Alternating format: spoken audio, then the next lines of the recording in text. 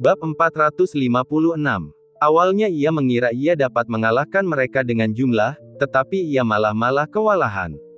Ketiganya berkeringat deras dan berbalik untuk melarikan diri. Tapi kemudian, 1000 orang asing berpasangan 2 per 2 dan meningkatkan kemampuan mereka. 500 bola cahaya yang berputar langsung menyatu. Oh sial, ini kerusakan ginjal. Oh sial, ini kerusakan ginjal. Secara serempak, suara 1000 orang terdengar saat 500 rasengan terbang langsung ke arah 30 orang itu. Dalam sekejap, 30 orang itu berubah menjadi abu. Binatang abadi, keluarlah. Sesepuh lainnya menghadap seorang biksu yang mengenakan kasaya. Biksu ini terlihat biasa saja, namun sang sesepuh tidak meremehkannya dan segera memanggil binatang abadi yang dikontraknya. Begitu binatang abadi muncul, auranya tampak menakutkan. Ia terbang tinggi, memperlihatkan cakar-cakarnya yang tajam saat menukik ke arah pendeta itu. Dalam sekejap, ia mencengkeram pendeta itu dengan cakarnya. Melihat kejadian itu, raut wajah orang tua itu berubah dan ia pun buru-buru berteriak, "Bunuh dia!" Binatang abadi itu mendengus mengancam, matanya yang tajam berkilat saat bersiap mencabik-cabik pendeta itu menjadi beberapa bagian. Namun, sang biksu tiba-tiba menatapnya, sambil mengoceh tak henti-hentinya dengan mulut yang meneteskan air liur. Manusia dan monster sama-sama terlahir dari ibu. Bedanya, manusia terlahir dari ibu manusia, monster terlahir dari ibu monster. Siapa nama belakang ibumu? Menjadi monster sama halnya menjadi manusia. Kamu harus memiliki hati yang penuh kasih sayang. Dengan hati yang penuh kasih sayang, kamu tidak akan lagi menjadi monster, tetapi menjadi manusia monster. Begitu kata-kata itu terucap, wajah binatang abadi itu terus berkedut. Ia merasakan kekuatan misterius menghancurkan jantung daunnya. Sambil memegangi kepalanya dengan marah, ia mengambil pisau dari tanah dan menusukkan pisau itu ke jantungnya. Memuntahkan seteguk darah, sang binatang abadi bunuh diri. Dengan kematian binatang yang dikontraknya, mata tetua itu melotot saat dia menerima serangan balasan dan juga memuntahkan seteguk darah. Pandangan biksu itu kembali kepadanya. Sang sesepuh tidak dapat menahan diri untuk tidak gemetar, pikiran dan jiwanya bergetar hebat, matanya penuh ketakutan. "Pelindung, siapa nama belakang ibumu?" Akhirnya, suara biksu itu terdengar lagi. "Hah!"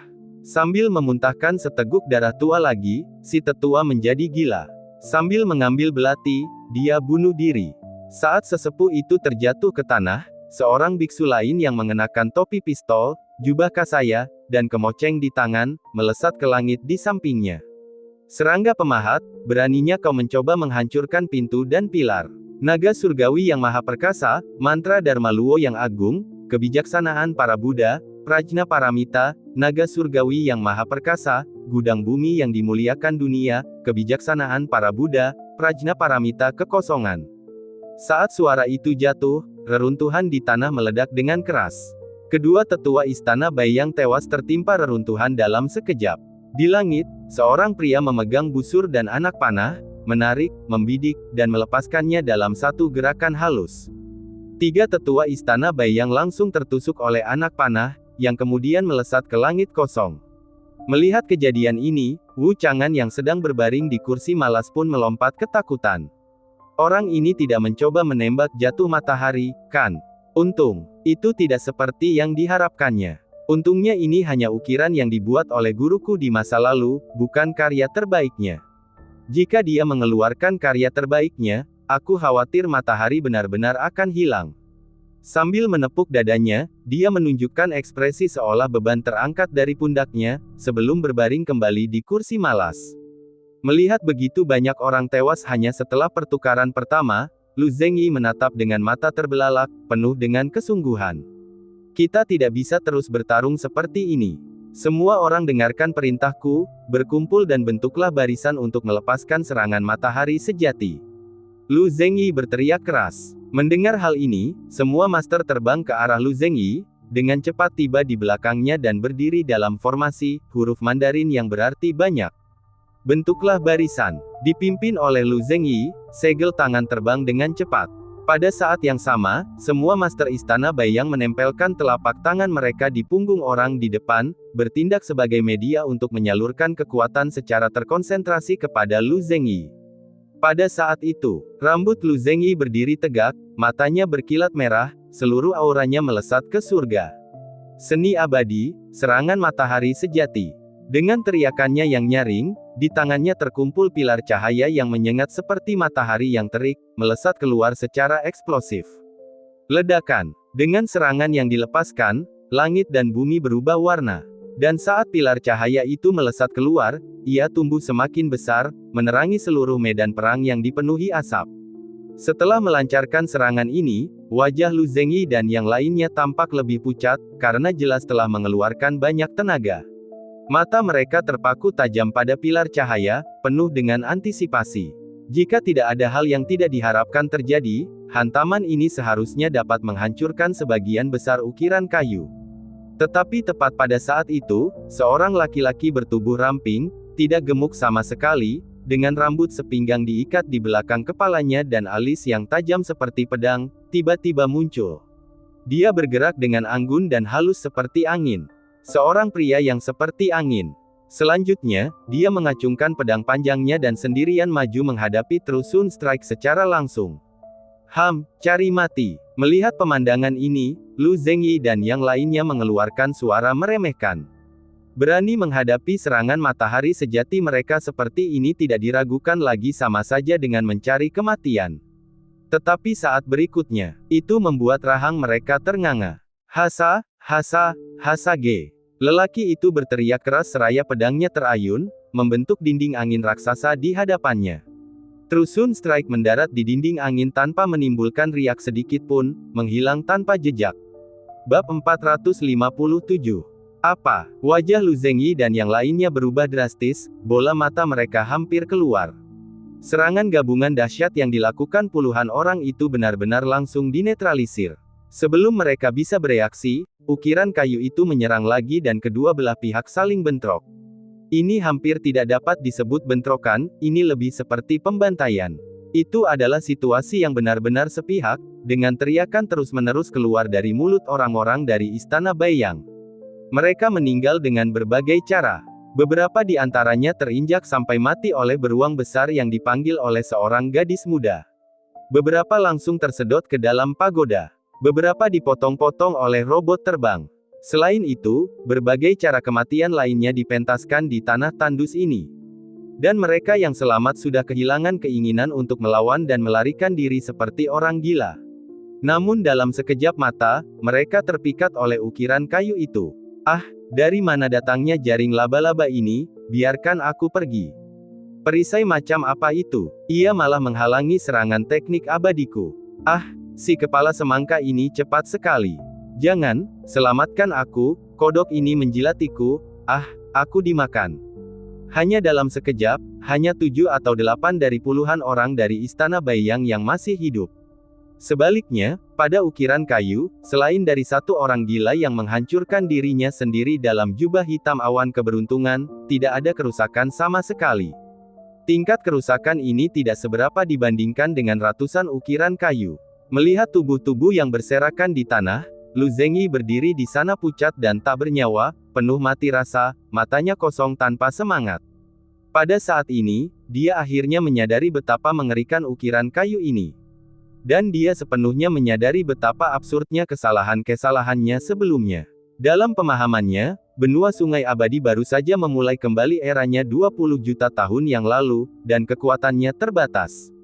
Sekalipun ada yang bereinkarnasi, dalam 20 juta tahun, apakah mereka telah terbangun atau tidak diketahui.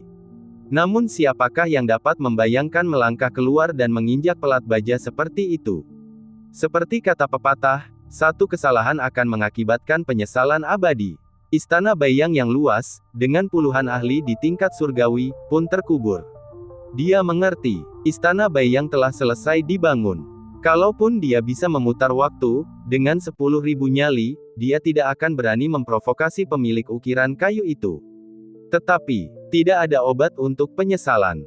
Tanpa sadar, dia melemparkan tatapan penuh kebencian ke arah Bai Qianyi, yang tidak jauh di belakangnya, seolah ingin melahap daging dan darahnya. Sebenarnya dia tahu betul seluk-beluk masalah itu di dalam hatinya. Mungkin saja Bai Qianyi, yang didorong oleh kepentingan pribadi, mencoba merebut ukiran kayu dan lukisan milik orang lain, tetapi malah dikejar dan dibunuh sebagai balasannya. Dan dia sendiri dibutakan dan ditipu oleh Bai Qianyi, dan datang untuk menimbulkan masalah. Tetapi pada akhirnya, akar penyebab masalahnya adalah karena Bai Qianyi. Dalam kemarahannya, dia berjalan menuju Bai Qianyi selangkah demi selangkah, penuh dengan hasrat membunuh yang kuat. Dan melihat tatapan Lu Zengyi, Bai Qianyi yang berwajah pucat, gemetar.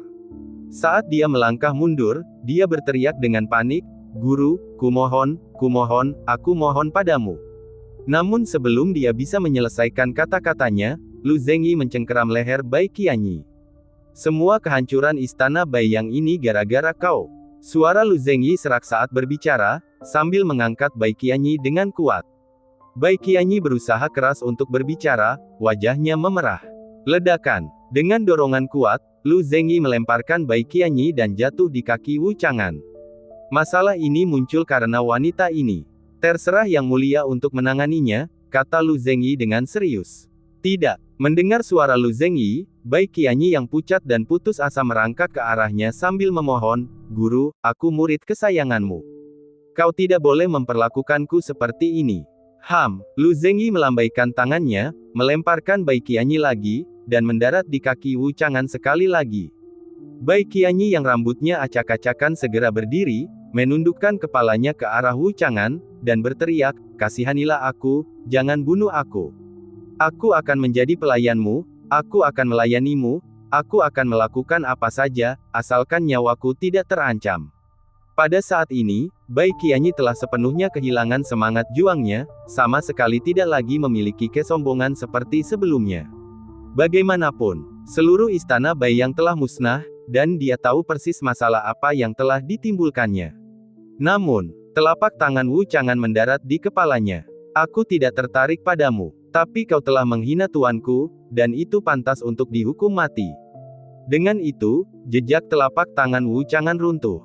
Bai Qianyi menatap dengan mata merah, darah mengalir dari 7 lubangnya, lalu terjatuh ke tanah. Satu generasi dewi jatuh seperti anjing mati. Dan setelah kematian Bai Qianyi, Lu Zengyi memimpin beberapa orang yang tersisa untuk berlutut sambil menyerahkan sebuah cincin dengan kedua tangan. Cincin ini melambangkan semua warisan istana Baiyang. "Kami sendiri yang menanggung akibatnya hari ini. Tolong sampaikan kepada senior di belakangmu, kami hanya punya satu permintaan, ampuni nyawa para pengikut istana Baiyang.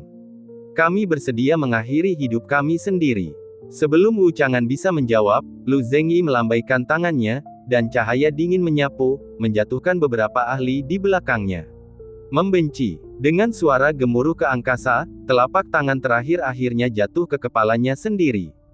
Dengan demikian, jajaran mengerikan yang dikirim oleh Istana Baiyang, dengan puluhan ahli yang paling rendah adalah para dewa surgawi, musnah sepenuhnya, tak menyisakan seorang pun. Wu Chang'an mendesah dalam-dalam. Lu Zengyi ini memang telah melakukan satu-satunya hal yang benar sebelum meninggal. Kalau saja dia sadar lebih awal, semuanya tidak akan jadi seperti ini. Namun setelah dipikir-pikir lagi, hal itu bisa dimengerti. Kekuatan yang digunakan oleh ukiran kayu ini sama sekali bukan kekuatan yang ada di dunia ini. Lu Zengyi dan yang lainnya hampir tidak dapat membayangkan kekuatan mereka, jadi salah menilai memang mungkin terjadi. Dan setelah pertempuran berakhir, di dalam ukiran kayu itu, tampak seorang wanita, dikelilingi lingkaran cahaya di atas kepalanya, berpenampilan anggun dan lembut, berpakaian putih seperti makhluk surgawi, memegang botol bersih di satu tangan dan membelai dahan pohon willow dengan tangan lainnya. Saat cabang pohon willow bergoyang, bangunan yang runtuh segera bangkit kembali, dan tanah yang berlubang-lubang pun diratakan. Bahkan banyak manusia yang terkena dampak pertempuran pun hidup kembali. Segera setelah itu, kota Bayer kembali ke keadaan semula, seolah-olah pertempuran tidak pernah terjadi. Dan mereka yang menyaksikan seluruh proses itu tidak bisa menahan diri untuk tidak menggigil. Terutama wanita terakhir yang memiliki halo, kekuatan gaibnya begitu menakjubkan sehingga mereka tidak dapat menahan diri untuk berlutut menyembah. Tentu saja, sebuah ukiran kayu dengan kekuatan seperti itu, bukankah penciptanya, bukankah itu mirip dengan dewa? Yi Feng telah menjadi kepercayaan mereka. Jian Hengtian, pedang menguasai langit, dan dia membuat taruhan yang tepat. Ekspresi wajah Liu Gu rumit. Yang lainnya tetap diam untuk waktu yang lama, tidak mengatakan apapun. Namun, di wajah mereka, ada penyesalan yang tidak diragukan lagi. Sekali lagi, mereka kehilangan kesempatan, dan kesempatan seperti itu tidak mungkin datang lagi. Adapun Jian Hengtian yang memanfaatkan kesempatan itu, mereka dipenuhi dengan rasa iri. Mereka tahu dalam hati bahwa mereka tidak bisa lagi mengimbangi Jian Hengtian di masa mendatang. 3 dari 4 sekte utama kini hanya sekadar nama tanpa substansi. Jantung ketiganya rusak. Beberapa hari kemudian, Sekte Pedang Hengtian menerima ukiran kayu yang dihadiahkan oleh Wu Chang'an dan menjadi terkenal. Di sisi lain, 3 sekte besar lainnya mengalami perubahan yang signifikan. Ketiga pemimpin sekte tersebut mengundurkan diri dari jabatan mereka dan memasuki dunia sekuler, memasuki kuil Gunung Emas dan menjadi biksu. Di puncak gunung, seorang pria parubaya sedang bermeditasi, dengan seorang pria tua berdiri di sampingnya. Pria itu sedang berkultivasi dengan tekun. Setelah waktu yang lama, dia mengangkat kepalanya dan melirik dadanya. Luka itu sudah sembuh. Dia menghela napas lega. Tuan, kekuatan orang itu jauh melampaui harapan kami. Bahkan istana Baiyang pun dihancurkan olehnya. Dengan kekuatan seperti itu, dia pasti bisa membantu Anda. Orang tua itu berbicara dengan tergesa-gesa. Mendengar perkataan itu muka lelaki itu menjadi merah karena marah, lalu dia memukul kepala lelaki tua itu beberapa kali. Aku membiarkannya berguna bagiku. Apakah menurutmu aku ingin mati? Sebuah ukiran kayu dari pukulan salah orang itu hampir merenggut separuh hidupku. Dan kau pikir aku harus memanfaatkannya? Apakah kamu punya otak? Punya otak. Bahkan saat ini, lelaki itu masih merasakan ketakutan yang tersisa. Mengenang hari itu, ia sedang mengamati sebuah pertempuran ketika tiba-tiba sebuah lengan seperti karet terentang dan menghantamnya. Pukulan itu hampir membuatnya terpental, ia menjatuhkan beberapa ramuan berharga sebelum menstabilkan luka-lukanya. Lihatlah ke sana, lihat apakah ada tokoh penting yang tersisa di benua Sungai Abadi. Lelaki setengah baya itu berkata dengan wajah muram, adapun pemilik ukiran kayu ini, aku tidak mampu memprovokasinya. Yah, tampaknya ada sosok seperti itu. Lelaki tua itu buru-buru berkata, kudengar seorang lelaki berjubah hitam muncul beberapa hari yang lalu. Ia ditemani oleh seekor anjing, seekor kelabang, dan seekor beruang, yang mendatangkan malapetaka pada pasukan sekte di benua Sungai Abadi. Ia bahkan mengalahkan beberapa binatang purba dari zaman Sungai Abadi di benua tengah. Oh, seorang pria berjubah hitam, dengan seekor kelabang, seekor anjing, dan menambahkan seekor beruang. Menimbulkan malapetaka pada kekuatan utama Sungai Abadi, dan mengalahkan binatang buas kuno. Menarik. Pria parubaya itu menyeringai. Dari deskripsinya, bukankah ini orang yang dia butuhkan? Jadi dia segera bertanya, apakah kamu tahu di mana orang itu sekarang? Melaporkan kepadamu, jika tebakanku benar, pria berjubah hitam itu masih berada di benua tengah Sungai Abadi. Ayo pergi ke benua tengah dan temukan dia. Pria parubaya itu berdiri, meregangkan otot-ototnya, dan kemudian terbang ke udara. Bab 458. Benua Tengah. 4 sosok berpakaian jubah hitam berjongkok di atap. Sosok pertama mengenakan kostum kerangka, dengan kepala tengkorak yang memperlihatkan ekspresi yang ekspresif, sehelai rumput menjuntai dari giginya. Sosok kedua memperlihatkan kepala anjing yang dimiringkan ke samping dengan ekspresi licik. Sosok ketiga menyerupai kelabang, capitnya kadang-kadang menjepit. Sosok terakhir adalah seekor beruang hitam besar, tetapi jubahnya terlalu kecil, hanya menutupi bahunya, membuat jubahnya terlihat melar. Saudaraku, tunggulah sebentar, saintes dari Sekte Qiansun akan segera lewat di sini, kata anjing itu tergesa-gesa. Oh, bagaimana penampilanku hari ini? Lu Benwei cepat-cepat membetulkan jubah hitamnya dan berpose, bertanya. Tunggu sebentar, bro, biar aku yang bereskan. Si anjing dengan bersemangat mengeluarkan satu set pakaian dari sakunya dan meletakkannya di hadapan Lu Benwei. King, apa ini? Lu Benwei menatap pakaian itu dengan heran. Heh, kamu tidak tahu tentang ini, kan? Si anjing berbisik, kudengar dari orang tua di sebelah rumah bahwa pemiliknya dulu berjualan pakaian untuk mencari nafkah, dan pakaian inilah yang tidak terjual oleh pemiliknya saat itu. Dan tampaknya pemiliknya menyebutnya, apa itu? Ya, aku ingat sekarang, celana ketat, sepatu kacang, daya tarik utama cewek. Wow, bagus sekali. Lu Benwei terkesiap dan segera menanggalkan jubah hitamnya, mengenakan celana ketat dan sepatu kacang, lalu berputar di tempat. Bagaimana penampilanku? Tanyanya penuh semangat. Pria tampan yang tiada taraf. Anjing itu mengacungkan 3 jempol ke atas. Ayo kita pergi, saudara-saudara, dan menunggu mangsanya. Lu Benwei menjentikkan jarinya, melompat ke udara bersama saudara-saudaranya dan mendarat di sebuah bar, duduk di meja dekat jendela. Bro, kita pasti berhasil hari ini, kata Kelabang dengan gembira. Tentu saja, lihat saja reputasiku di benua tengah sekarang, saintes dari Sekte Qiansun akan lemas saat melihatku, anjing itu membual. Aduh buyung, tetaplah bersikap rendah hati. Bro, aku hanya ingin mencari cinta sejati, jadi aku tidak ingin mengungkapkan identitasku di depannya. Aku ingin gadis itu mencintaiku karena pesonaku, ketampananku, bukan karena status atau kekuasaanku, dan tentu saja bukan karena kekayaanku. Lu Benwei menempelkan kedua telapak tangannya. Sementara itu, di langit, 2 sosok berdiri, seorang pria parubaya dan seorang pria tua yang datang dari Laut Utara. Apakah kamu berbicara tentang orang aneh ini? Apa yang dikenakannya? Pria parubaya itu mengerutkan kening.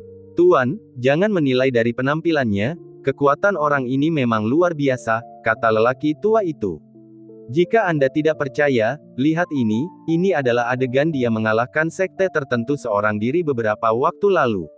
Dengan itu, dia melambaikan tangannya. Suatu pemandangan muncul di udara. Di dalam adegan, Lu Benwei berdiri dengan tangan di pinggul, menekan lebih dari selusin kaisar bela diri ke tanah, tidak dapat bergerak. Wah, lihatlah postur tubuhnya itu, memang benar dia, pupil mata lelaki setengah baya itu mengecil, lalu dia menoleh ke arah kedai minuman itu. Ayo, kita temui dia. Pria parubaya itu melompat ke udara dan tiba di pintu masuk bar, keduanya perlahan naik ke atas. Kemudian, keduanya duduk di meja sebelah Lu Benwei, mendengarkan dengan saksama percakapan keempatnya. Bro, biar aku beritahu kamu, saat kamu muncul nanti, kamu harus meninggalkan kesan yang mendalam pada gadis itu, bisik Gouzi. Memang, tapi bagaimana caranya agar saya bisa meninggalkan kesan yang abadi? Tanya Lu Benwei. Gampang, Gouzi tersenyum. Saat gadis itu lewat, aku akan berpura-pura menyambar sesuatu dari Kelabang. Saat itu, kau bisa turun dari langit dan memukulku dengan telapak tangan. Dan bila gadis itu melihat sikap kesatriaanmu, akhlakmu yang baik, belum lagi ketampananmu, dia tidak akan dapat mengalihkan pandangannya darimu. Ah, rencana yang brilian. Lu Benwei menepuk pahanya. Dia tidak bisa tidak mengagumi Gouzi. King, kamu benar-benar tahu cara memenangkan hatiku. Berusaha keras demi Big Bro adalah hal yang wajar. Gouzi menyeringai, lalu teringat sesuatu. Ia mengeluarkan setangkai mawar merah dengan tangannya dan berkata, ingat, bro, kamu harus membawa bunga ini. Namun pada awalnya, Anda harus menyembunyikannya, jangan biarkan gadis itu melihatnya dengan sengaja. Dan jangan biarkan dia tahu Anda memiliki bunga. Keluarkan dengan santai untuk memberinya kejutan. Pintar sekali. Lu Benwei mengangguk dan mengantongi bunga mawar itu. King, ada ide cerdas lainnya. Tentu saja, ada banyak rinciannya, kakak, dengarkan aku satu persatu, bisik Gouzi kepada Lu Benwei. Sementara itu, setelah mendengarkan sejenak, melihat keempatnya berbicara tentang hal-hal sepele, seorang pria parubaya akhirnya mengambil gelas anggurnya dan berjalan mendekat. Bertemu adalah takdir. Saya Lu Xinwei. Saya ingin berteman dengan kalian berempat. Bolehkah? Lu Xinwei mengangkat gelasnya dan berkata sambil tersenyum. Namun, setelah beberapa saat, tak seorang pun memperhatikannya. Beruang hitam sedang melahap makanan, Kelabang sedang merawat kukunya, dan Gouzi serta Lu Benwei asyik mengobrol. Keempatnya memperlakukan Lu Xinwei seolah-olah dia tidak terlihat, seolah-olah orang ini tidak ada. Lu Xinwei mengerutkan keningnya. Orang tua di sebelahnya juga penuh amarah. Siapakah mereka? Dia menurunkan statusnya untuk mendapatkan teman pribadi, tetapi dia langsung diabaikan. Bab 459. Melihat sekelompok pria itu mengobrol dan bersikap seolah-olah dia tidak ada, Lu Xinwei terbakar amarah. Dia tidak dapat menahan diri untuk mendengus dingin. Dengan melakukan itu, dia tidak hanya ingin menarik perhatian Lu Benwei dan yang lainnya lagi tetapi juga mengungkapkan ketidaksenangannya. Namun, tindakannya sekali lagi diabaikan. Beruang itu selesai makan dan mulai mencabut giginya. Kelabang itu berganti kaki dan mulai mengikir kukunya. Lu Benwei dan anjing itu melanjutkan pembicaraan mereka yang berbisik. Kalian berempat meremehkan tuanku, itu agak terlalu arogan. Kalau begitu, biar aku yang memberi kalian pelajaran. Tetua di sebelah Lu Xinwei akhirnya tidak tahan lagi, dan gelombang momentum memaksa Lu Benwei dan teman-temannya. Lalu, dengan jentikan tangannya, dia melancarkan serangan ke anjing terdekat. Akan tetapi, Lu Benwei bahkan tidak memandangnya, meraih tangannya, dan langsung melemparkannya keluar jendela, menghilang tanpa jejak. Orang ini gila, lupakan dia, King, lanjutkan. Baiklah, saudaraku, proses yang kuceritakan kepadamu, kau harus mengingatnya dengan baik. Si anjing melirik sekilas ke arah sosok yang terbang keluar jendela dan terus berbicara sendiri. Setelah proses ini, ada juga Lu Benwei dan si anjing, si beruang dan si kelabang, melanjutkan diskusi mereka yang berbisik-bisik. Namun, Lu Xinwei tetap tertegun di tempatnya, tidak dapat pulih untuk waktu yang lama. Anda harus tahu bahwa kultivasinya sebagai Dewa Emas tidak kalah dengan Lu Zhengyi dari Istana Baiyang. Meski dia tidak menggunakan kekuatan penuhnya pada serangan itu bukanlah sesuatu yang bisa ditangkal dengan mudah. Setelah syok, dia menyeringai. Memang dialah orang yang sedang dicarinya, dia tidak salah menilai. Melihat kekuatan Lu Benwei, kemarahan yang dirasakannya karena diabaikan sedikit mereda. Lagi pula, Tuan, sedikit kesombongan memang bisa diduga. Sebaliknya, jika Lu Benwei tidak memiliki kesombongan ini, dia mungkin tidak menyukainya lagi. Jadi, tanpa menunjukkan tanda-tanda apapun, dia mendekat dan mengangkat tangannya untuk memperkenalkan dirinya lagi. Tuan-tuan, saya Lu Xinwei. Apakah Anda ingin bergabung dengan saya untuk minum? Pada saat yang sama, dia mengangkat gelas anggur di tangannya. Namun, Lu Benwei, si anjing, si beruang, dan si kelabang langsung bangkit dan berjalan melewatinya, lalu langsung pergi. Ya, begitu saja, mereka pergi. Meninggalkan tangan Lu Xinwei yang memegang cangkir tergantung di udara, dia tidak dapat menahan diri untuk tidak berkedut dan gemetar, wajahnya pun menjadi tidak dapat ditebak. Dan Lu Benwei dan teman-temannya bergegas ke jalan. Tak lama kemudian, kelabang itu menggunakan jubah hitam untuk menutupi tubuhnya dan berbaring di tanah sambil berteriak, "Tolong, seseorang, orang ini tidak hanya merampokku, menghina jiwaku, tetapi juga ingin merampas tubuhku. Siapa yang bisa membantuku menyingkirkan penjahat yang suka menindas pria dan wanita ini?" Kemunculan kelabang itu langsung menarik perhatian orang-orang yang melihat, yang mulai menunjuk-nunjuk dan berbicara. Memangnya kenapa kalau dia merampokmu? Tuan ini hanya suka menindas pria dan wanita. Anjing itu juga menggunakan jubah hitam untuk menutupi dirinya dan mengeluarkan suara yang mendominasi. Begitu suara itu selesai, dia segera memberi isyarat kepada Lu Benwei dalam kegelapan dan berbisik, "Saudaraku, gadis itu ada di sini, bersiaplah untuk bertindak, ingatlah untuk cepat dan terlihat tampan." Tentu saja, di pinggir jalan, seorang gadis ramping dan anggun berjalan menuju ke arah ini sambil menghunus pedang. Melihat ini, mata Lu Benwei berbinar.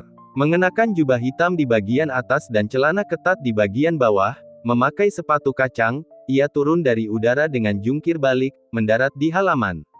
Benar-benar tampilan yang bagus. Hei, dari mana pencuri ini datang? Beraninya kau menggertak seorang wanita di siang bolong. Perhatikan bagaimana ini mengatur semuanya. Dengan itu, Lu Benwei mendorong telapak tangannya ke arah itu. Si itu berteriak kesakitan, terlempar ke belakang dan memegangi dadanya, sambil berkata, "Baiklah, baiklah, serangan yang hebat. Aku akan mengaku kalah hari ini, anggaplah kalian beruntung." Setelah berkata demikian, itu melarikan diri karena malu. Tepuk tangan. Black Bear Elixir melangkah maju di saat yang tepat, mengacungkan kaki beruangnya dan berteriak. Para penonton bersorak setengah hati, disertai beberapa cemoohan, sebelum bubar dengan mata berputar. Sama-sama, sama-sama. Menata segala sesuatunya dengan benar adalah hal yang wajar, wajar sekali, haha. Lu Benwei membungkuk sopan kepada kerumunan di sekitarnya, tatapannya sengaja atau tidak sengaja tertuju pada gadis suci dari Sekte Qianxun.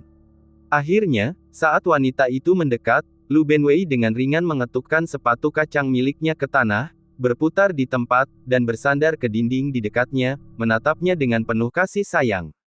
Namun, wanita itu hanya berjalan melewatinya. Dan itu saja, dia bahkan tidak melirik Lu Benwei sedikit pun. Bingung, Lu Benwei buru-buru mengirim pesan untuk meminta bantuan. Bro, apa yang terjadi? Kamu bilang cewek itu akan mengejarku. Si itu muncul entah dari mana, menawarkan nasihat, jangan panik, kakak, ini reaksi yang normal. Apa maksudmu? Lu Benwei bertanya dengan tergesa-gesa. Kakak, pikirkanlah. Wanita, mereka semua pemalu, terutama di depan umum seperti ini. Dia tidak akan mau memelukmu di sini. Tapi tadi, dengan sikapmu yang mengesankan, gadis itu pasti sudah jatuh cinta padamu. Jadi sekarang, kau harus mengambil inisiatif. Kau pasti bisa merebut hatinya. Itu segera menjelaskan. King, kau benar-benar ahli strategi berkepala anjing, brilian. Lu Benwei memuji sambil menepuk punggung itu sebelum bergegas mengejar wanita itu. Nona, tunggu. Lu Benwei memanggil dari belakang. Ada apa? Akhirnya, wanita itu berbalik menatap Lu Benwei. Di antara sekian banyak makhluk, pertemuan kita, apakah Nona tidak menganggapnya takdir? Lu Benwei mendekat dengan kasih sayang yang mendalam. Di mataku, Nona, kecantikanmu tak tertandingi, bagaikan, seperti mawar cantik di tanganku ini. Sambil berbicara, Lu Benwei teringat akan instruksi itu, memutar sepatu kacang di tempatnya, dan dengan santai mengeluarkan bunga mawar dari sakunya. Namun, yang tersisa hanyalah sebatang tongkat. Lu Benwei tercengang, dengan panik mencari di sakunya dan menemukan kelopak bunganya telah lama gugur. Membosankan. Sedikit rasa jijik terpancar di mata wanita itu. Ditambah dengan tindakan Lu Benwei yang hina sebelumnya, dia sudah menganggap sosok berjubah hitam ini tidak baik. Tanpa berkata apa-apa lagi, dia berbalik dan pergi. Sambil memegang ranting, Lu Benwei berdiri diam, tampak menyedihkan. Kakak, tunggu sebentar. Melihat hal itu, ketiga sahabat itu pun segera menimpali dengan berbagai kata penghiburan.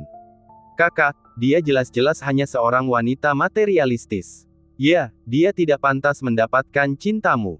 Wanita seperti ini terlalu palsu. Jelas-jelas menyukaimu, tetapi masih berpura-pura acuh tak acuh. Wanita seperti itu tidak layak. Ketiganya terus berceloteh. Benarkah begitu? Lu Benwei setengah skeptis. Tentu saja, ketiganya menepuk dada mereka. Begitu ya, jadi dia hanya seorang wanita materialistis. Tidak ada ruginya bagiku, kata Lu Benwei sambil tertawa, menegakkan tubuh dan merasa lebih percaya diri. Lagi pula, dia hanya seorang wanita materialistis, tidak ada gunanya. Di kedai minuman, Lu Xinwei, yang telah menyaksikan semuanya, memiliki ekspresi menarik di wajahnya. Dia pikir orang-orang ini tengah merencanakan sesuatu yang besar, tetapi ternyata hanya ini. Akting mereka yang tercela dan perilaku canggungnya membuatnya tertawa dan menangis di saat yang bersamaan. Namun, kekuatan Lu Benwei masih diakui olehnya. Dia pun merenung. Lu Benwei mengabaikannya sebelumnya adalah karena kesombongan. Kalau dia bertemu seseorang yang tiba-tiba mendekatinya tanpa diketahui identitasnya, dia pun tidak akan ambil pusing. Rasanya, saatnya menunjukkan identitas dan kekuatannya sendiri. Maka dengan lompatan yang anggun, dia datang ke sisi Lu Benwei, sengaja memperlihatkan kultivasinya. Tuan, saya tidak akan bertele-tele dengan Anda. Saya di sini hari ini untuk membahas beberapa hal dengan Anda. Sedangkan aku berasal dari dunia maya, namaku Lu Xinwei, dan kultivasiku melampaui Dewa Emas, mencapai level Dewa Mendalam. Karena hanya ada sedikit saingan di antara Dewa Mendalam, aku dikenal sebagai Dewa Mendalam nomor 1 di dunia maya. Lu Xinwei mengangkat kepalanya sedikit, suaranya dipenuhi kebanggaan, sementara matanya mengamati Lu Benwei, menunggu reaksinya. Dengan mengungkapkan identitas dan kekuatannya, dia berharap Lu Benwei akan menganggapnya serius dan terlibat dalam percakapan yang pantas, bukan? Lagi pula, siapa yang akan mengabaikan pakar tingkat tinggi seperti dia? Terutama seseorang yang berada di atas Golden Immortal. Dan terlebih lagi, dia adalah dewa abadi nomor 1 di dunia maya. Melihat Lu Xinwei yang bangga, Lu Benwei meliriknya dengan acuh tak acuh. Oh, dengan kata-kata sederhana itu, dia dan teman-temannya pergi. Kemudian, Tidak ada. Lalu, udara langsung membab 460. Wajah Lu Xinwei berkedut karena marah. Seluruh tubuhnya gemetar karena marah. Mungkinkah basis kultivasi keabadian mendalamnya tidak sepadan dengan pandangan pria berjubah hitam ini? Apakah dia tidak mendengar dengan jelas, atau dia tidak percaya pada dirinya sendiri? Baiklah, baiklah. Hal ini benar-benar membangkitkan keinginan Lu Xinwei untuk menaklukkan, dan bersumpah untuk membuat pria berjubah hitam ini tunduk. Tunggu sebentar. Lu Xinwei berteriak pelan, lalu cepat-cepat menyusul Lu Benwei dan 3 orang lainnya, menghalangi jalan mereka. Kamu sakit atau apa? Lu Benwei bertanya dengan arogan sambil berkacak pinggang. Wajah Lu Xinwei jelek, namun dia menahan kata-kata menyakitkan dari Lu Benwei. Lagi pula, di benua Sungai Abadi saat ini, tidak mudah untuk memiliki ahli yang begitu kuat, yang merupakan hal terpenting bagi rencana masa depannya. Jadi, dia meraba-raba cincin penyimpanan di tangannya. Sebuah kotak yang indah dikeluarkan. Ini adalah pil roh tingkat Dewa Abadi. Dengan pil ini, Anda dapat maju 1 tingkatan minor di alam Dewa Abadi, tanpa efek samping. Juga, sembari berbicara, dia mengeluarkan pedang panjang yang berkilauan dengan cahaya dingin. Ini adalah pedang berharga dari dunia maya. Memilikinya akan memberimu kekuatan untuk bertarung di atas levelmu. Itu adalah sesuatu yang kuambil dari dunia rahasia saat itu. Sekarang, aku bisa memberikan kalian berdua harta karun ini, asalkan kalian menyetujui satu syaratku. Setelah berbicara, Lu Xinwei menatap Lu Benwei dengan sudut mulutnya terangkat. Dia tidak percaya bahwa dengan harta sebanyak itu, dia masih tidak bisa menggerakkan Lu Benwei. Kedua harta karun ini bahkan dapat dijual dengan harga yang sangat tinggi di dunia virtual, cukup untuk membuat 1 orang membunuhnya. Hanya ini, Lu Benwei melirik ke samping dan melangkah pergi dengan arogan. Lu Xinwei tertegun lagi. Menghadapi kedua harta karun ini, apa yang dilihatnya di mata Lu Benwei adalah penghinaan. Bukan hanya Lu Benwei, si anjing dan si beruang hitam pun juga melirik ke samping dan berjalan melewatinya, sama sekali tidak tergerak oleh kedua harta karunnya itu. Hanya Lipan, yang berjalan di belakang, yang berhenti sejenak. Bro, dengan hanya 2 potong sampah ini, kamu seharusnya tidak membuangnya. Pil roh itu tidak sebanding dengan permen yang dimakan anjing saudaraku setiap hari. Ucapnya penuh arti, lalu berlalu pergi juga. Sampah. Lu Xinwei berdiri di tempat, wajahnya berkedut tak terkendali. Kedua harta karunnya malah diperlakukan seperti sampah. Apakah itu karena ketidaktahuan atau ketidakpedulian padanya, Lu Xinwei? Amarah membara dalam dirinya saat niat membunuh meledak dari tubuhnya, matanya berkilat dingin. Mengingat statusnya, bahkan di dunia maya dia tidak akan merendahkan dirinya seperti ini untuk secara aktif berteman dengan orang lain. Namun di sini, dia dipandang rendah lagi dan lagi. Dia bisa mentolerirnya, tetapi segala sesuatu ada batasnya. Dia melesat maju, menghalangi Lu Benwei dan 3 orang lainnya. Kalian berempat terlalu sombong. Hanya karena kamu tidak memiliki saingan di benua Sungai Abadi, apakah kamu benar-benar berpikir tidak ada seorang pun di dunia ini yang dapat menghadapimu? Lu Xinwei berbicara dengan suara muram. Kamu, apa yang kamu inginkan dengan semua omelan ini? Akhirnya, Lu Benwei menatapnya dengan tidak sabar. Apa yang saya inginkan? Lu Xinwei mendengus dingin, lalu berkata, aku ingin memperlakukanmu sebagai tamu terhormat, tetapi karena kamu tidak menghargai kebaikan, maka aku tidak akan bertele-tele lagi. Aku ingin kamu tunduk padaku, bekerja untukku, melayaniku. Hari ini, entah Anda bersedia atau tidak, Anda akan setuju. Lu Xinwei berbicara dengan berat saat auranya yang mengesankan meledak tanpa kendali. Namun, perkataan Lu Xinwei membuat Dok dan 2 orang lainnya tampak seolah-olah telah mendengar lelucon yang menggelikan. Ekspresi mereka menjadi sangat menarik saat mereka memandang Lu Xinwei seolah-olah dia orang bodoh. Apa, kamu tidak percaya? Melihat reaksi mereka, Lu Xinwei mencibir, mengapa kita tidak membandingkan kekuatan kita dan melihat siapa yang lebih kuat? Jika kamu kalah, kamu menyerah padaku. Baiklah, silakan serang. Lu Benwei melirik Lu Xinwei dan berkata dengan tidak sabar. Aku menyerang. Lu Xinwei tertawa dingin, lalu berkata, aku khawatir aku bahkan tidak akan punya kesempatan untuk menyerang sebelum kau bergerak. Kenapa aku tidak memberimu kesempatan untuk menyerang lebih dulu? Bagus. Lu Benwei mengangguk, bahkan tidak meliriknya, dan dengan santai melayangkan pukulan. Bab 461. Goblok sia. Lu Benwei mengucapkan kalimat itu perlahan, membawa anjing-anjingnya bersamanya, dan perlahan-lahan pergi, mencari cinta sejati berikutnya. Di tempat, tidak ada jejak Lu Xinwei yang tersisa. Hanya samar-samar terlihat, ke arah langit, sebuah bintang berkelebat. Tidak tahu berapa lama waktu yang dibutuhkan. Di langit di atas laut utara, sebuah benda jatuh dengan cepat, bagaikan meteorit yang jatuh dari langit, menghantam tanah dengan bunyi dentuman. Ledakan. Setelah terjatuh ke tanah, Lu Xinwei yang baru saja dipukul hingga pusing, terbangun sambil memuntahkan banyak darah, dan ada ketakutan yang tebal di matanya, dan bola mata yang dia tatap hampir pecah. Merasa seluruh tubuhnya hancur dan kelima organ dalamnya terguncang, Lu Xinwei bernapas dengan berat, terbaring di dalam lubang tidak dapat bergerak sama sekali, dan dengan cepat mengeluarkan tablet giok teleportasi. Cepatlah, datanglah ke laut utara untuk jemput aku. Aku ingin kembali, aku ingin pulang. Dia berteriak keras ketika dia membuka tablet giok itu. Tetua yang dilempar keluar jendela oleh Lu Benwei menderita luka serius, namun berpikir bahwa tuannya mungkin sedang bertarung dengan Lu Benwei, dia bergegas ke kedai tanpa mempedulikan luka-lukanya. Namun di tengah perjalanan, dia menerima tablet giok teleportasi Lu Xinwei. Guru, mengapa Anda tiba di laut utara secepat ini? Tidak dapat menahan diri untuk tidak mengirimkannya kembali ke tablet giok. Mendengar ini, Lu Xinwei hampir meledak. Apakah aku memintamu untuk mengurus urusanmu sendiri? Datanglah padaku dengan cepat. Setelah berbicara, Lu Xinwei yang terbaring di dalam lubang, teringat kejadian tadi, dan masih ketakutan.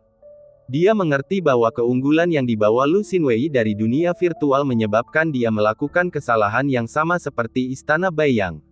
Bedanya, dia sedikit lebih beruntung dan tidak terbunuh oleh pukulan itu.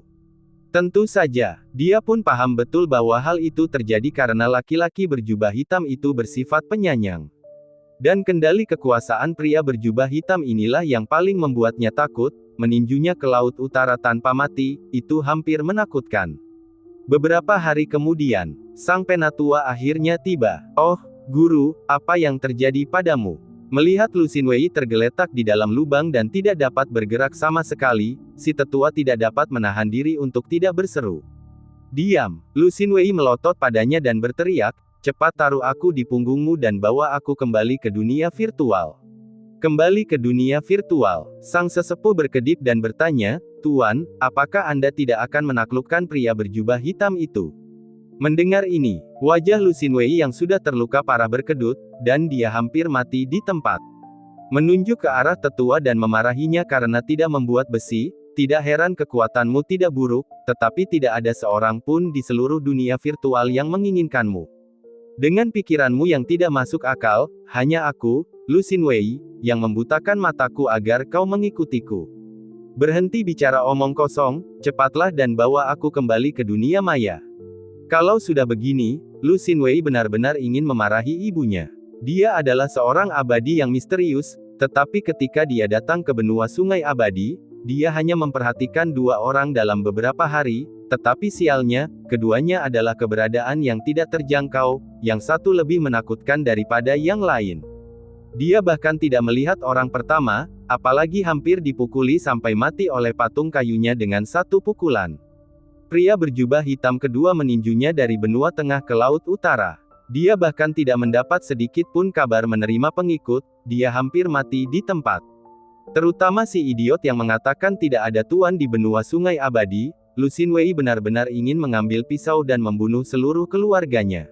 Dia malah semakin ingin mencengkeram ini kedua lempengan besi itu untuk melihat, inilah benua sungai abadi tanpa tuan.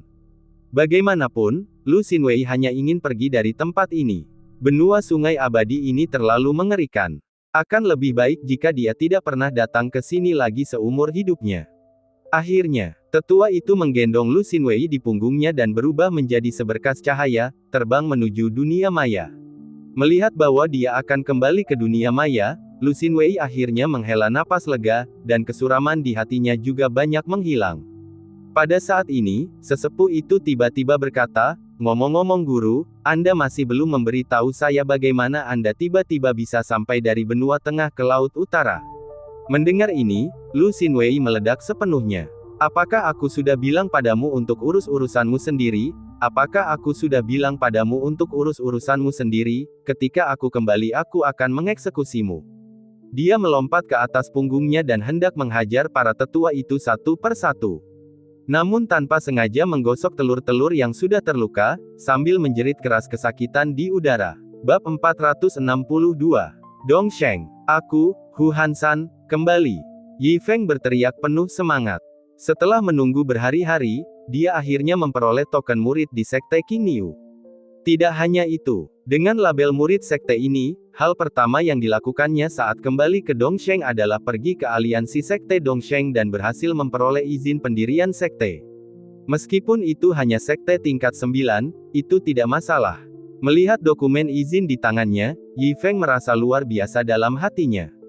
Setelah kembali dan mendirikan sekte, asalkan dia memiliki 100 pengikut, dia dapat mulai berkultivasi. Terbang, umur panjang, kultivasi ganda, semuanya memanggilnya. 2 hari kemudian, Yi Feng kembali ke pulau itu. Dongsheng masih yang terbaik. Melihat para pria dan wanita tua itu menyapanya, Yi Feng merasakan kedekatan yang istimewa. Pada hari-hari dia pergi, pembangunan di pulau itu telah diurus sepenuhnya. Tidak hanya itu, para lelaki dan perempuan tua dari kota Pingjiang secara spontan membangun rumah di sekitar sekte Yi Feng. Jadi sekarang pulau kecil itu ramai dengan aktivitas, dengan rakit bambu yang hanyut menyeberangi sungai dari waktu ke waktu. Ya ampun, saya benar-benar menemukan tempat harta karun Feng Shui. Banyak sekali pria dan wanita tua yang menyukai tempat ini. Lively juga cukup bagus. Yi Feng tertawa. Sekembalinya ke pulau itu, Yi Feng sangat ingin mendirikan sekte tersebut. Dia segera mengumpulkan anggota inti sekte tersebut. Tentu saja, anggota intinya hanya beberapa saja. King Huan Xiang, Zhong Qing, Lu Qingshan, Wu Chang'an, Guan Yunpeng, Ye Bei, Han Tiankui dan beberapa lainnya. Aku baru saja memeriksa dan hari ini adalah hari yang baik, lebih baik memulai daripada menunda. Mari kita dirikan sekte hari ini. Yi Feng berkata sambil tersenyum, tentu saja, jalannya sekte di masa depan juga akan membutuhkan kerjasama semua orang. Guan Yunpeng, Ye Bei, Han Tiankui. Di sini, kalian bertiga akan mengurus urusan sehari-hari di fasilitas sekte, mengatur penginapan untuk murid baru, dan sebagainya. Perintah Yi Feng. Ya, ketiganya sangat bersemangat. Mereka sama sekali tidak menyangka akan mampu menduduki jabatan di sekte Yi Feng. Baiklah, Lao King, buku-buku yang kau temukan kali ini semuanya bagus, cukup memuaskan bagiku, jadi aku akan menjadikanmu penatua paviliun kitab suci. Perintah Yi Feng. Terima kasih, Tuan. King Huan Xiang mengangguk hormat. Baiklah, itu saja. Setelah mengatur semuanya, Yi Feng hendak pergi. Lagi pula, hanya ada beberapa orang ini, dan itu sudah cukup. Yang terpenting adalah dia harus segera menerima 100 murid untuk memulai jalur kultivasinya sesegera mungkin. Jadi dia mengabaikan semua hal seperti upacara pembukaan dan langsung mendirikan sekte.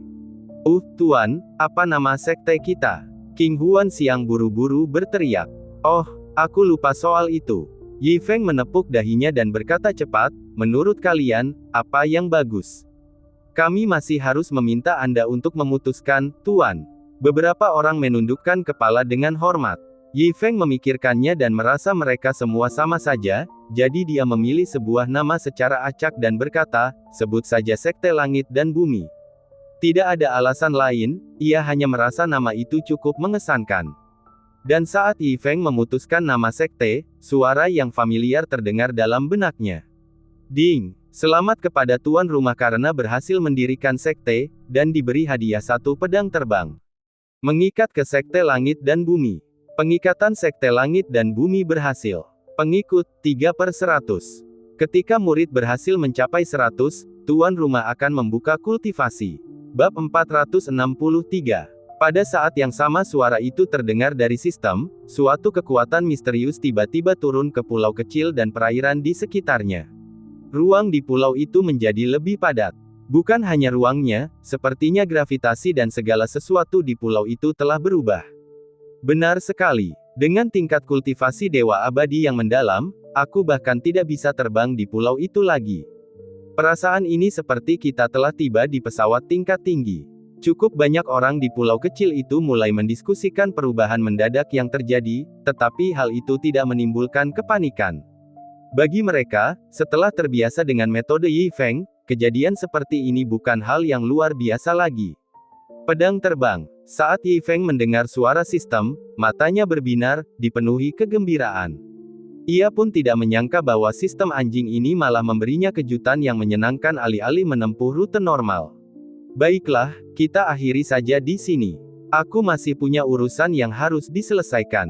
Yi Feng segera keluar. Setelah itu, ia tiba di daerah tak berpenghuni di pulau kecil dan mengeluarkan pedang terbang yang baru saja diberikan sistem kepadanya. Saat pedang terbang itu muncul, ia berkedip-kedip dengan cahaya yang bertahan lama. Metode penggunaan dan kemampuan pedang terbang juga muncul di pikiran Yi Feng. Ini bukan senjata penyerang, melainkan artefak terbang.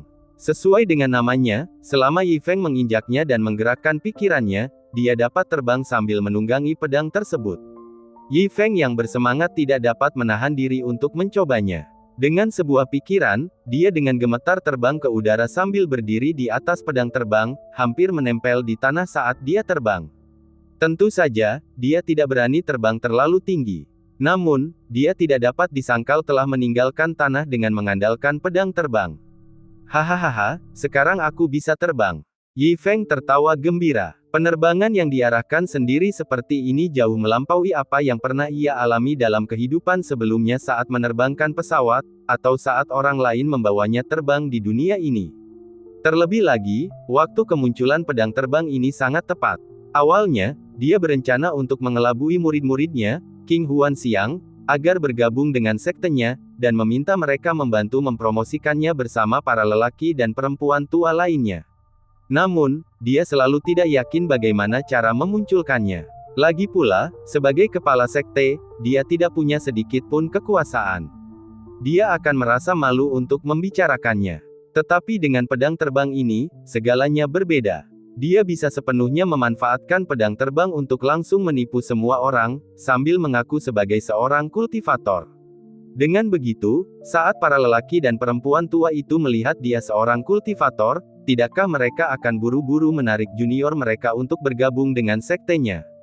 Maka, sekembalinya dia tidak saja mengumpulkan King Huanxiang lagi, tetapi dia juga memanggil semua pekerja, laki-laki dan perempuan tua di pulau itu. Pada saat ini, alun-alun sekte langit dan bumi dipenuhi orang. Batuk-batuk. Yi Feng menyilangkan lengannya di belakang punggungnya, melirik ke arah kerumunan, dan berkata dengan tenang, "Saya telah mengumpulkan semua orang hari ini untuk mengumumkan sesuatu. Harap persiapkan diri Anda secara mental." Kerumunan menjadi tenang dan dengan hormat menunggu kata-kata Yi Feng selanjutnya. Sebenarnya, pada titik ini, Yi Feng mengangkat matanya. Sambil menyilangkan lengan di belakang punggungnya dan meluruskan dadanya, dia memperlihatkan sikap sebagai makhluk transenden. Kemudian, dia melanjutkan dengan nada yang sangat serius. "Saya bukan orang biasa, tetapi seorang kultivator yang sangat kuat. Alasan mengapa aku tidak menampakkan diriku sebelumnya adalah karena aku sudah lelah dengan kehidupan yang penuh dengan perkelahian dan pembunuhan. Oleh karena itu, aku menyembunyikan kekuatanku dan tinggal di kota Pingjiang." Setelah berkata demikian, dia menggerakkan telapak tangannya, lalu pedang terbang pun muncul, membawanya melayang pelan di udara. Angin bertiup, jubahnya berkibar dramatis, sepenuhnya memperlihatkan sikapnya yang mengesankan. Pada saat yang sama, pikiran Yi Feng pun tergerak, dan lingkaran cahaya tak berguna yang hanya bisa berfungsi sebagai bola lampu pun ikut terangkat ke atas. Pada saat itu, Yi Feng yang berdiri di udara dengan pedangnya tampak seperti matahari kecil yang menyilaukan, gambaran sempurna dari makhluk transenden. Bab 464.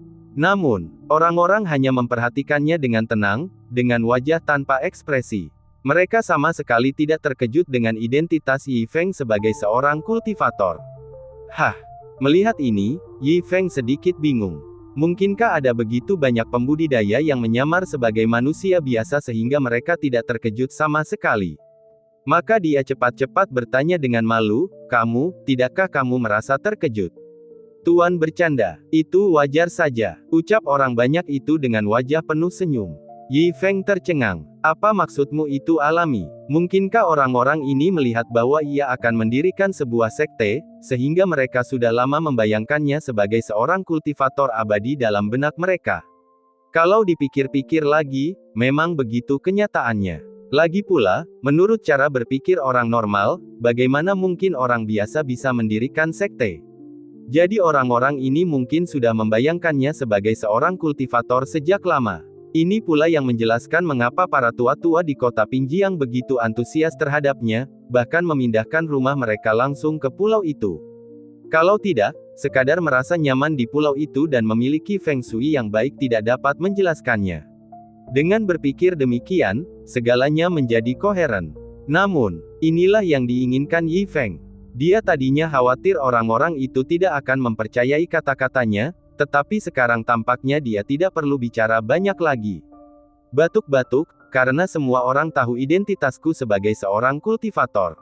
Yi Feng melanjutkan dengan tenang, jadi, kalian bebas memperkenalkan saudara, teman, junior, dan anggota keluarga kalian ke Sekte Langit dan Bumiku, untuk secara resmi menjadi muridku.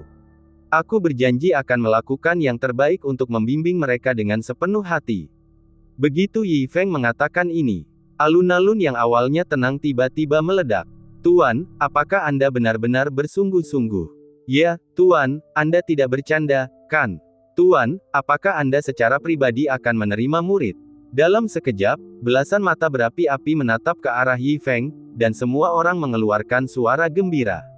Tentu saja aku tidak bercanda. Aku tidak hanya akan menerima murid secara pribadi, aku akan menerima 100 orang. Kata Yi Feng sambil tersenyum. Astaga, begitu kata-kata Yi Feng jatuh. Banyak orang di alun-alun itu bergegas pergi seperti orang gila. Sementara sebagian orang yang tidak lulus malah menyesal, diam-diam membenci diri sendiri karena tidak punya junior, sehingga kehilangan kesempatan yang diberikan dewa. Ini menjadi murid-murid Tuan. Kesempatan yang diberikan dewa seperti ini merupakan yang pertama di dunia. Dan melihat pemandangan ini, Yi Feng pun tersenyum cerah. Tampaknya dia berhasil membodohi sekelompok orang tua, pria dan wanita, membuat mereka benar-benar berpikir bahwa dia adalah seorang kultivator yang hebat. Akan tetapi, meskipun dia hanya sebuah cangkang kosong, dengan pedang terbang itu dan penampilannya yang gemilang, bagaimana mungkin orang tidak menganggapnya sebagai seorang ahli yang tiada taraf? Dengan bantuan orang-orang tua itu, ia yakin bahwa menerima 100 murid akan mudah terlaksana. Yi Feng merasa dibenarkan untuk kembali ke kamarnya dan tidur nyenyak, menunggu kabar dari para pria dan wanita tua ini. Setengah hari kemudian, jangan sombong, menyebut dirimu sebagai kakak senior tidak ada artinya di sini, mengerti? Datang ke sini hari ini adalah berkah untukmu. Di tepi danau, seorang lelaki tua dengan hikmat memberi instruksi kepada murid besar sektenya. Nanti, sebaiknya kau bersikap baik. Jika kau bisa menjadi murid guru, maka takdirmu akan berubah. Di sisi lain, seorang wanita tua juga menegur cucunya dengan cara yang sama. Ingatlah, jika tuanmu bersedia menjagamu, apapun yang dimintanya, bahkan tugas kecil sekalipun, itu tetap akan menjadi berkat bagimu, kau mengerti? Pada suatu ketika, banyak orang tua yang membawa segala macam murid dan orang suci yang sombong dari berbagai sekte bergegas ke sini, masing-masing dengan penampilan yang saleh, seolah-olah sedang melakukan ziarah. Bab 465. Guru, banyak orang telah berkumpul di alun-alun, semuanya datang untuk belajar kepada Anda. Zong Qing masuk dan berkata dengan lembut. Oh, Yi Feng terkejut sesaat, wajahnya penuh kejutan. Tepat saat dia hendak berjalan keluar, dia melihat Zong Qing di sebelahnya ragu-ragu seolah ingin mengatakan sesuatu. Muridku, apakah ada yang ingin kau katakan? Yi Feng bertanya dengan lembut. Guru, saya bertanya-tanya, apakah Anda benar-benar seorang kultivator? Zong Qing berkata dengan penuh harap. Rahasia surga tidak dapat diungkapkan, Anda akan mengetahuinya pada waktunya. Yi Feng dengan penuh kasih sayang mengusap kepala kecil Zong Qing. Dia sungguh tidak tega menipu murid pekerja keras ini, tetapi sekaligus tidak ingin dia kecewa. Jadi untuk pertanyaan ini, yang terbaik adalah menghindarinya untuk sementara waktu. Setelah mengumpulkan 100 pengikut, ketika dia sendiri bisa berkultivasi, itulah jawaban yang terbaik. Melirik Zongqing yang sedang mengusap kepalanya dengan ekspresi konyol di wajahnya, Yi Feng tersenyum dan berhenti memperhatikannya. Dia bergegas menuju alun-alun. Dia tidak tahu apa yang diharapkan sampai dia melihatnya, yang membuatnya terkejut. Di bawah pimpinan para pria dan wanita tua ini, alun-alun itu dipenuhi orang. Kalau ada orang lain di sini, bola matanya mungkin akan copot.